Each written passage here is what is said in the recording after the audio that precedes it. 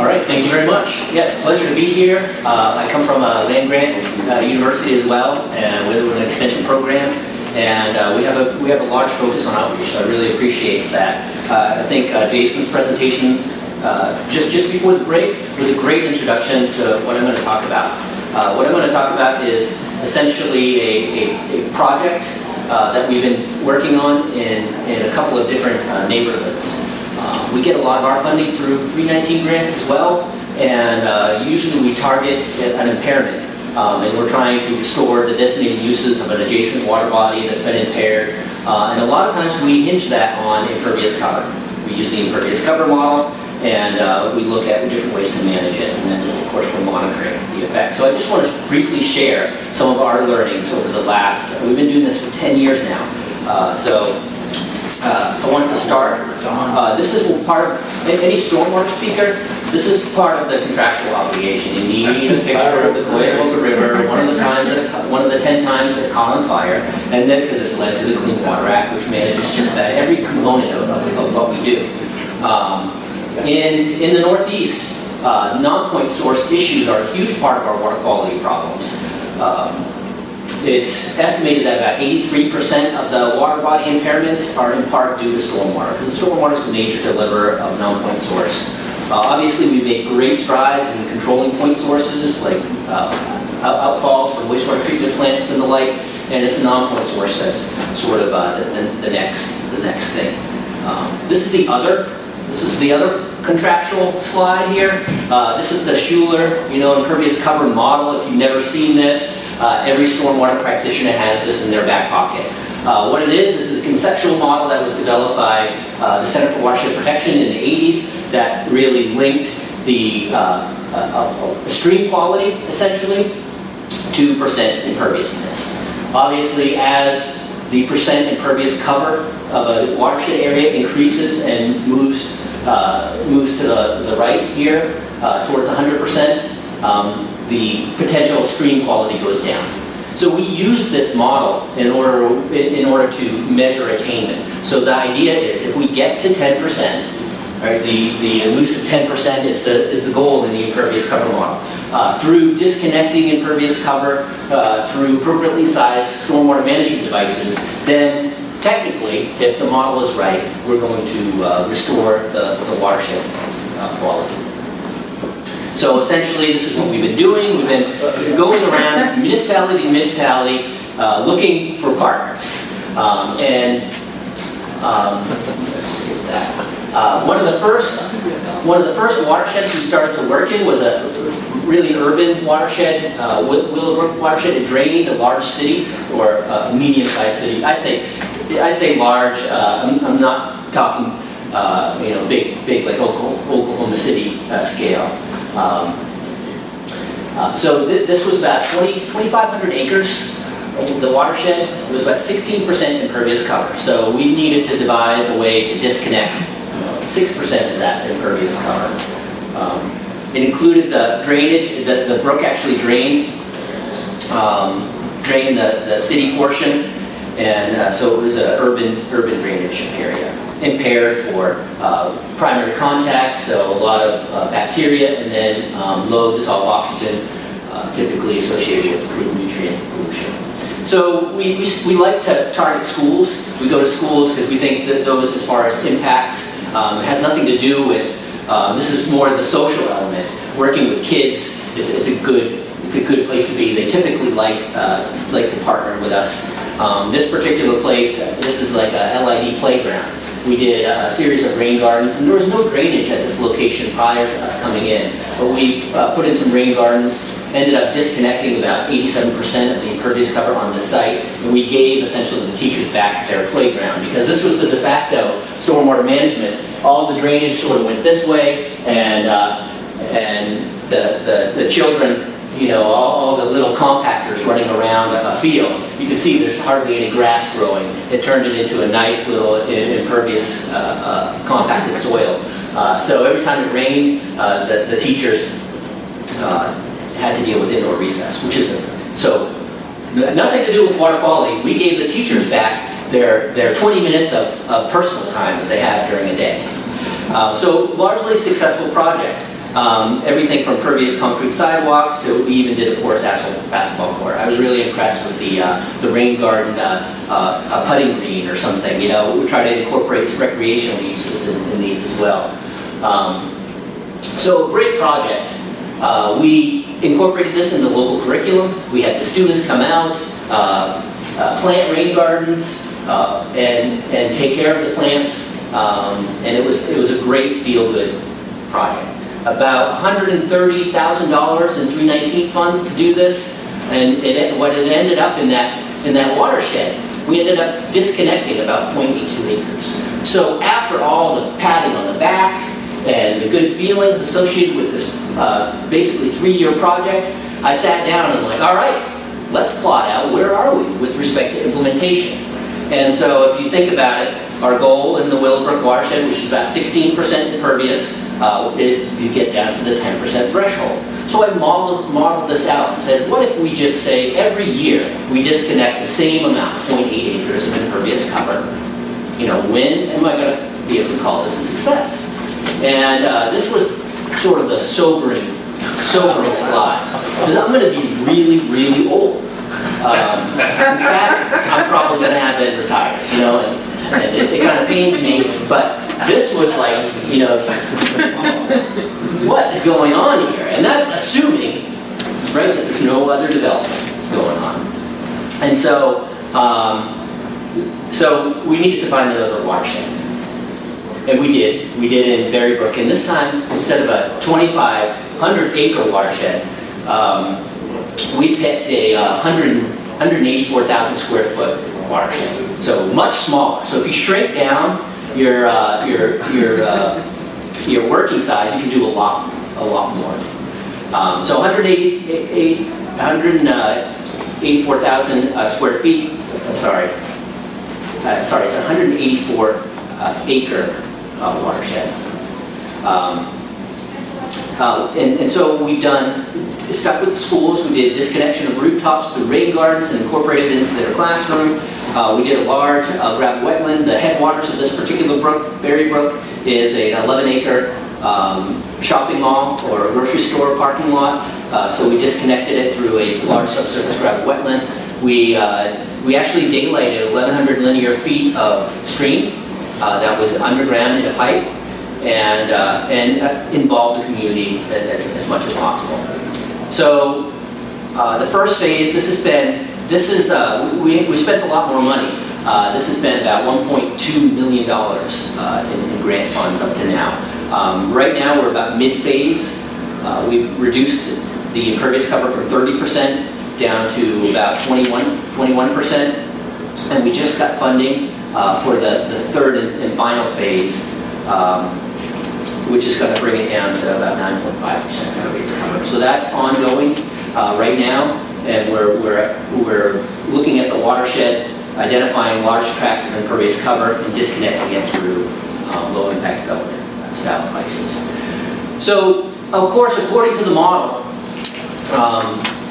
we'd be done, right? At the end of 5 years, we could track the impervious cover disconnection, and but we really wanted to use this as an opportunity to test and to monitor and to validate the model at a watershed scale. So we did pre-development or pre-project monitoring. Sorry, the bottom slide is cut off a little bit. And we followed that after the first 2 phases with monitoring. So after the second phase, we got down to about 15% impervious cover. And then after this next project phase, we'll monitor it down to 9.5. But I'm going to show you the interim results right now. So this is halfway through. The blue bar is the pre-development pollutant loads, and the red bar is the post or middle of the project bars. And this is at 2 locations, at the top of the watershed and at the bottom of the watershed. And so we're looking at here, sediment is at the top, metals, dissolved nutrients, and then at the bottom here, phosphorus.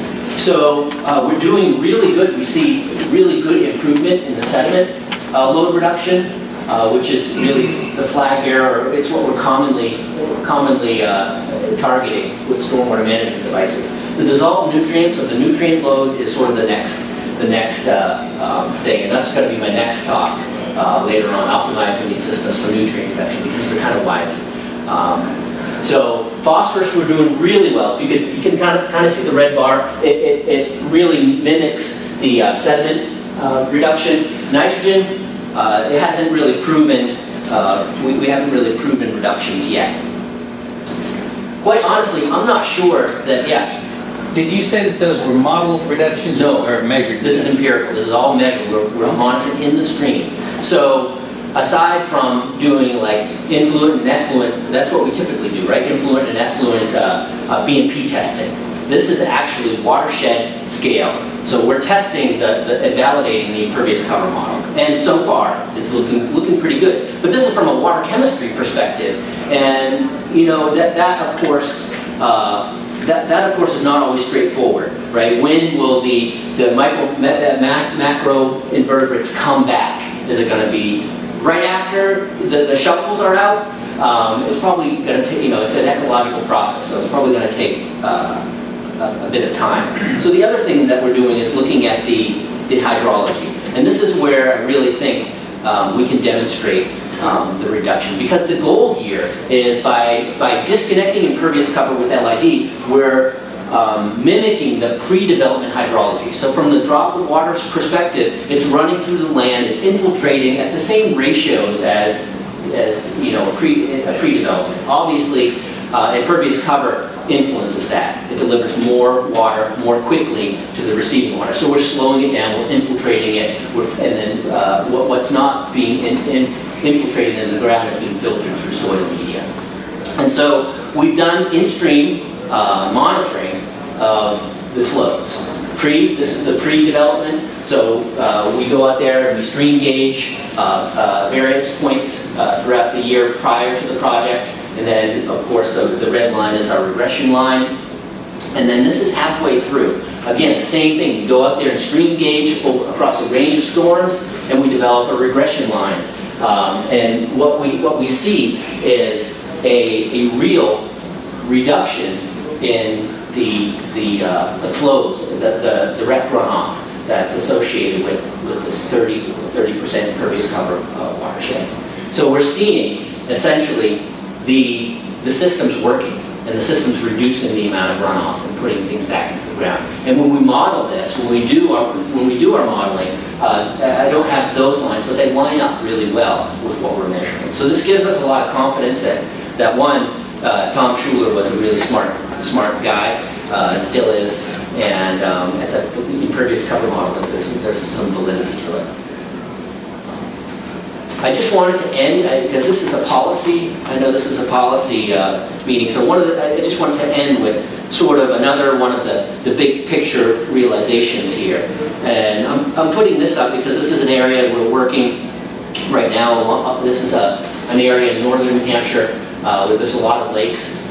It's a huge part of this economy. Without these lakes and without clean, quality water, there's no economy in this area. So it's highly tied to water quality, and there's a lot of threats right now. A lot of phosphorus. They're tracking right now cyanobacteria. So if you don't know what cyanobacteria is, obviously it was a great thing, you know, a couple billion years ago. Turn the atmosphere around and more conducive to us. But in freshwater lakes, they produce toxins, neurological toxins that can kill pets and really injure people. So a lot of these beaches and these areas are routinely closed now. So this is what the development looks like in 2009, and we did a simple build-out analysis. So that is the current condition or a relatively recent condition, and that's it. If you're not familiar with the build-out analysis, essentially what they do is they take the zoning ordinance and they develop to the maximum extent of the zoning. So the full build-out, this area would meet at the current growth rates at about 2054, and this is essentially what it would look like. So if we're having problems now, what are the problems that we're going to have then? And you know, we're trying to deal with a lot of issues today, but we're not really even thinking about the new developments that are coming. And this is one of the things that it really led us to implementing up-to-date code. And one of the things that I really thought about is I remember growing up, and you probably do too, at least the older folks. I remember when the power went out and you had this to deal with. And I remember my dad, fumbling with the fuses in the dark, mind you, and I'm holding the flashlight as he's interacting with, 100 amps of raw power. Now, of course, we have things like this because we're a lot smarter. So now this is a flipping of the switch, right? This is a better for health, better for human safety, a lot easier to manage, and more appropriate. If you're building a building and you have this in your basement now, the code enforcement officer is going to make you do this. They're going to make you do this because it's part of the code. Same thing with plumbing, all over the place.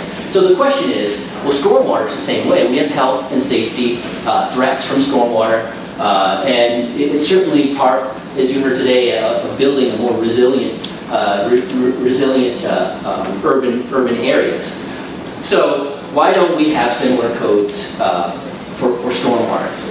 And so this led us to really working with the local planning commissions and developing model regulations. Essentially, I started to look at model regulations about 5 years ago, and quite honestly, they were developed by some person, high up that probably didn't do any planning. And so we worked with the planners, we worked with local boards, we worked with local engineers to develop a model that would be palatable.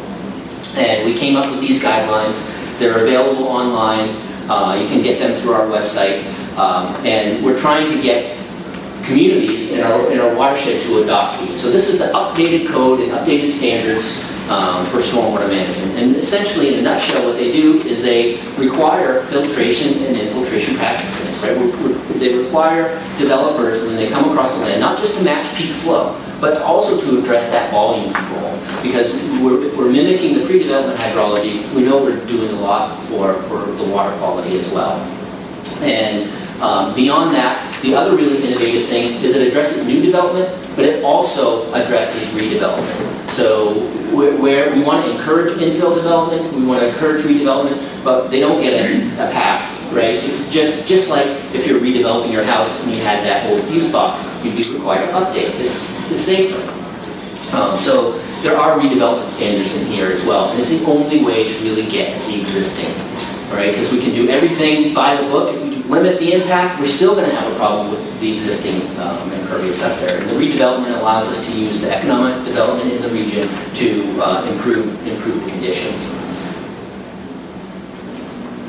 I did a simple modeling exercise, largely for a grant proposal that we got to do more sophisticated modeling, and assumed full adoption of this throughout 42 communities in our coastal watershed that is impaired now.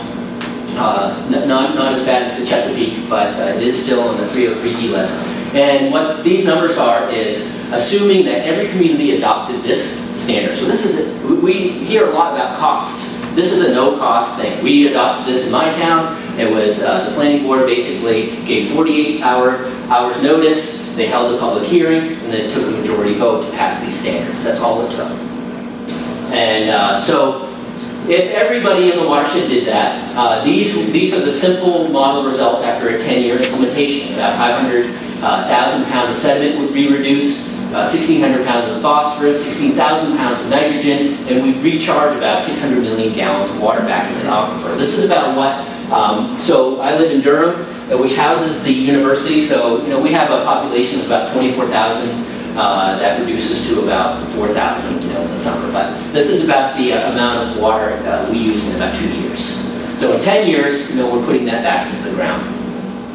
So we'll do the more sophisticated modeling to verify this, but this is what, when asked about an action, everybody wants an action that they can do. And this is a no-cost action that we could be doing and we can be promoting in our communities that could really have potential impact. So I've been also, you can help me out with this, I've been also looking for a clever way to market this, and I just adopted I think the Republicans used something like this to talk about tax cuts a while back. Didn't necessarily work for them, so I don't know if this is going to work, but it's a cut, cap, and balance approach. So we cap IC, impervious cover, with regulations that require LID and infiltration and filtration for new development. We cut IC through our redevelopment standards that allow us to update our code as our economic development drives infill. And then we balance impervious cover through targeted municipal retrofit projects. I'm not saying go out there and spend $1.2 billion like the city of Philadelphia is doing right now to do this wide scale. But let's think of this, and as locations in our municipality or as work happens, let's incorporate some of these simple strategies as we move forward. And through this targeted approach, which a lot of the new permits are requiring anyway, I think we can do a lot to improving management from a water quality perspective. So that's it. I think we have a couple minutes for questions. Anybody have any questions? How much of your projects have been influenced by the EPA coming in and telling the state or telling the cities that they have to get things on track and cleaned up? That's a really good question. And if I can be brutally honest, I would say a lot. A lot, really, of our work depends on regulatory driver. And this is one of the interesting things, because in my work, I understand that you ask 1,000 people what's important, and drinking water and water quality is at the top of a lot of those lists, whether it's recreation, whether it's swimming, whether for drinking and quality of life, it's at the top of that list. But if you start to get into the details of how to better protect that water and how to manage Nonpoint Source, and you start putting price tags to it, you get a big kind of chasm growing in between, what I value when I'm asked a question and then what I value when I'm asked to put money down. So the regulatory driver creates, I guess, an artificial market.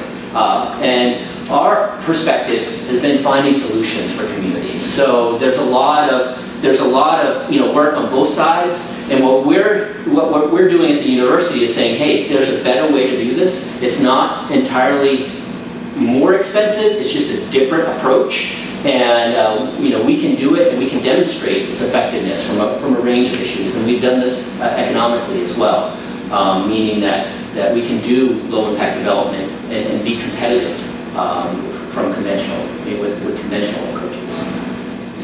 But the regulatory, in absence of anything, I'm still looking for a case where water quality improvements have been initiated without necessarily having that regulatory standard. Those cases are hard to find. Another question? Jamie, in the cap, cut, balance kind of approach, do you have an idea about the kind of the temporal, how long would it take to address what needs to be addressed? Is that something that's decades, or is that, because it's taken us a long time to develop a landscape that? Yeah, it's a great question. I think the simple way to avoid that question is just say it depends. And in a lot of cases, it depends on the size of the area and the nature of the impairment. If you look at the Chesapeake, you've got seven states draining to the Chesapeake. There's a lot. That's going to take a long time. If you look at the Great Bay, where I'm from, we have 42 communities. So there's a lot more you can gain in a lot shorter time. It goes back to some of the case studies I used as well. When we were looking at a 2,500 acre watershed, we saw very small changes with efforts. If we shrink the size to a 184 acre watershed, even if we double the impervious cover, we can get there a lot quicker because we're dealing with a different scale. So probably the bigger your problem and the more contributors you have, the longer, the smaller your problem, the more impact you can have. And it really underscores, I think, my grandmother always used to use the phrase, an ounce of prevention is worth a pound of cure. And it's kind of cliche and I kind of laugh, but if there's one thing that kind of applies to this type of research and this type of work, I think it's that. An ounce of prevention is worth a pound of cure. And we're proactively doing things now, it's really saving us in the end. how many municipalities have adopted your cap cut balance approach? Nobody. So we're still working on that. And I think the social element here, I think we can all agree, is very critical to making these things fly. And it's a social element that we don't really have a good handle on. So, we're looking at municipalities that are in it, that position themselves in a way that can take advantage of this and can be early adopters of this type of approach. And then we'd be looking for those municipalities to, in a peer-to-peer fashion, communicate this throughout the watershed. I think it would be easier if people were dying like they were when they went to the fuse box to change the fuse. It would motivate, Yes. but it wouldn't be easy. I call that an actionable event. We need an actionable event like the Cuyahoga River on fire to create the window of opportunity for this type of behavior change. And I think that's just the social element that, as a researcher, I don't really have a good handle on, but I know is very, very critical to any of this. This won't work. Just logically aligning the facts does not move, communities to do this wide scale.